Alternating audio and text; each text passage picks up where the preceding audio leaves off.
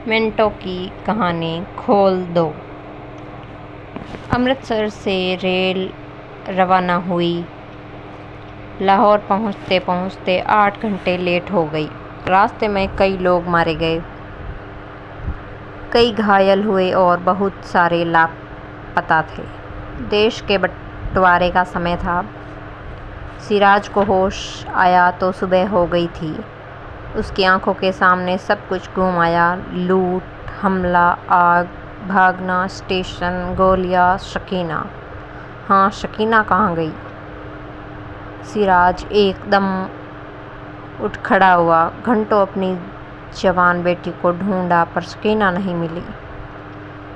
चारों ओर लोग अपनों को खोज रहे थे। आखिर सिराज थक हार कर बैठ गया। सोचने लगा शकीना और उसकी माँ से कब और कहाँ बिछड़ा था। अचानक शकीना की माँ का मरा शरीर आंखों के सामने आया। उसका चीरा हुआ पेट, खून से लथपथ, सारी दम तोड़ते हुए उसकी आखिरी आवाज़ सिराज आज भी सुन सकता था। शकीना को लेकर भाग जाओ, मुझे रहने दो, हमारी बच्ची को बचा लो।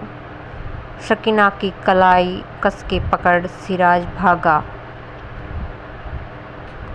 नंगे पांव पागलों की तरह दोनों भागते गए। फिर शकीना का दुपट्टा गिर पड़ा। दुपट्टा उठाने सिराज पल भर को रुका था। भागती भीड़ के पांव से बचाकर दुपट्टा उठाया था। अरे, दुपट्टा तो आज भी उसकी जेब में है, पर शकीना कहाँ गई? सिराज ने अपने थके दिमाग पर जोर दिया। शकीना कब बिछड़ी? वह रेलवे स्टेशन तक आई या नहीं? गाड़ी में बैठी या नहीं? दंगा करने वाले उसे उठा कर तो नहीं ले गए? सिराज को कुछ याद नहीं आ रहा था। कई दिन बेटी का दुपट्टा जेब में लिए सिराज इसी तरह भटकता रहा। फिर एक दिन कुछ आशा बंधी। सिराज को 8 नौजवान लड़के मिले। उनके पास लाठियाँ थी, बंदूकें थी, एक ट्रक भी था। लड़कों ने बताया कि वे दूसरी तरफ छूटी औरतों और बच्चों को वापस ला रहे हैं। सिराज ने अपनी बेटी का हुलिया बताया। गोरा रंग है, बड़ी बड़ी आंखें, काले बाल, दाहिना गाल पर मोटा सा तिल, उम्र 17 साल। शकीना नाम है। मेरी बेटी को ढूंढ लाओ, खुदा दुआई देगा। नौजवान ने कहा, अगर आपकी बेटी जिंदा है तो हम उसे खोज निकालेंगे। वे अमृतसर की ओर रवाना हुए। वहाँ से लौट रहे थे कि एक लड़की सड़क पर दिखी। इतने नौजवान लड़कों को देखकर वह डरने लगी।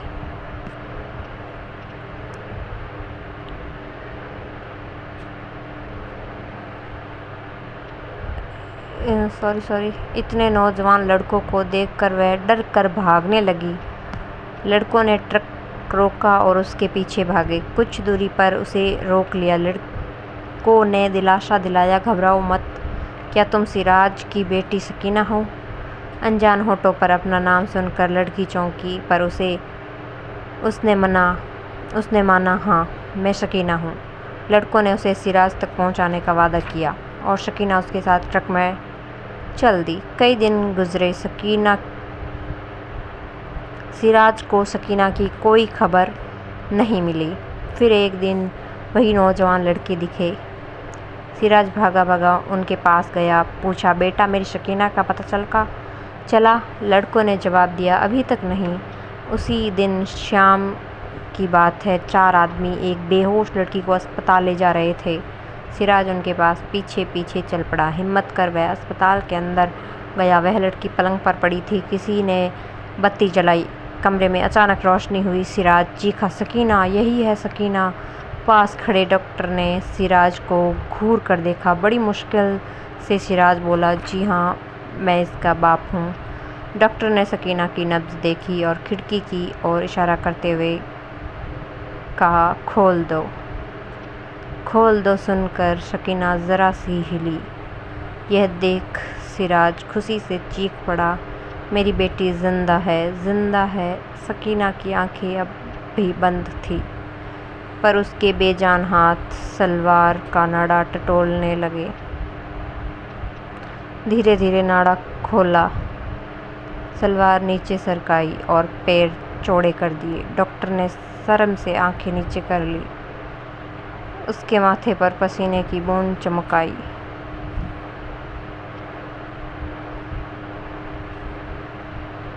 मिंटो। शहादत हसन मिंटो पंजाब के लुधियाना ज़िले में पैदा हुए। ज़िंदगी के कई साल मुंबई में गुजारे। वह चाहते थे कि जीवन भर मुंबई में ही रहे, पर हालात ने उनका साथ न दिया। 1947 में देश का बंटवारा हुआ और मिंटो को पाकिस्तान जाना पड़ा। 18 जनवरी 1955 की सुबह मिंटो को खून की उल्टी हुई। वह अस्पताल तक नहीं पहुंच पाए, रास्ते में ही दम तोड़ दिया। तब वह सिर्फ 42 साल के थे। मिंटो ने बहुत कुछ लिखा, कहानियाँ, नाटक लेख। उनकी कहानियों में समाज की भयानक असलियत नज़र आती है। मिंटो ने खुद अपने बारे में लिखा था, ज़माने के जिस दौर से हम गुज़र रहे हैं, अगर आप उसे नहीं जानते तो मेरी कहानियाँ पढ़िए। अगर आप इन कहानियों को बर्दाश्त नहीं कर सकते तो इसका मतलब है ज़माना बर्दाश्त करने लायक नहीं। पर ये आम सामाजिक कहानियों जैसी नहीं जो विद्रोह की भावना भड़काती हैं या दुख पहुंचाती है। मिंटो की कहानियाँ न तो भड़काने वाली है, न गुस्सा दिलाने और न ही नफ़रत पैदा करने वाली, बस समाज की एक नंगी तस्वीर दिखाती है। पर हर किसी को मिंटो की कहानियाँ हज़म नहीं हुई और इन पर रोक लगाने के लिए मिंटो पर कई मुकदमे चले। उन पर आरोप था अश्लील, गंदी और भद्दी कहानियाँ लिखने का। यह मिंटो की 2 कहानियाँ का सरल रूपांतरण है। उनमें से एक कहानी ठंडा गोश्त को भी अश्लील करार दिया गया और उसे लेकर मिंटो पर मुकदमा चलाया गया। आखिर मिंटो को अपनी सफाई देते देते थक गए। मुकदमा लड़ने के बजाय जुर्माना भरना बेहतर समझा। देश के बंटवारे ने मिंटो को तोड़ और झकझोर कर रख दिया और इस पर उन्होंने कई कहानियाँ लिखी। उन्होंने अपनी आंखों से पंजाब में हो रही दंगे देखे, मारकाट देखी, आम आदमी को शैतान बनते देखा। खोल दो और ठंडा गोश्त आम इंसान में पैदा हुई इसी हैवानियत का नमूना है।